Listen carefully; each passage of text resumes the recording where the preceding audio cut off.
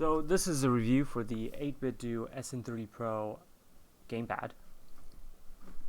As you can see, it's meant to look like an old Super Nintendo controller, although it does have the buttons as every other controller, the analog sticks and triggers. So as a reason of why I got this, and again, this is the cabled version, not the wireless version. And again, I have a regular Logic controller here to kind of show a comparison of the two.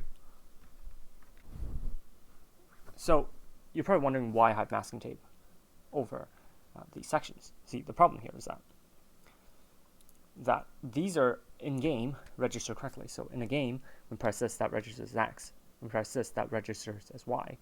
And that's A and B. But the labels on here are opposites. So that's labeled Y, that's labeled X.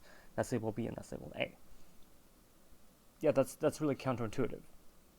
Yes, even though it registers correctly in the game, but the labels are all wrong. Now, part of it is because of the actual look of the old Super Nintendo controllers. That's where the Y and X buttons were.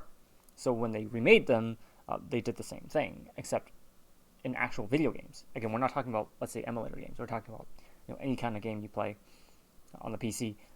Again, it's registered correctly. So, which is good. In a sense, you're not going to... This is usable for every other game you're playing. But, again, the labels are wrong. So I just did a simple fix of putting masking tape and rewriting it. Now, a lot of players, they don't have a problem. They kind of, because their mind is trained to remember that as X and that as Y.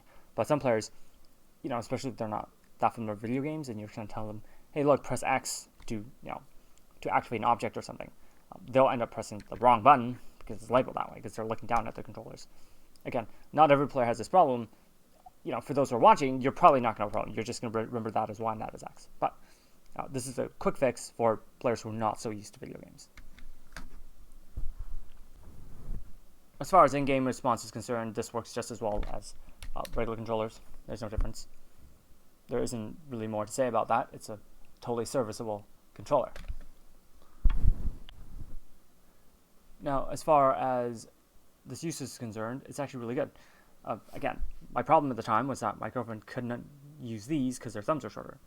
So I got these, and these hurts her hand really, really well.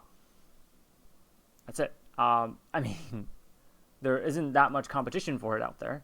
I haven't found that many kid-friendly, sort of like maybe child's controllers or smaller controllers online. So if you have someone whose thumbs are too small to use these regular gamepads, you don't really have much of an option but to get one of these. And for that, these are definitely really, really good. I don't think there's much more to say. It's that simple. Do you have someone that needs a smaller controller? If you do, you can get these. If you don't, then you can get these anyways if you're just into the Super Nintendo look. And it does look kind of neat.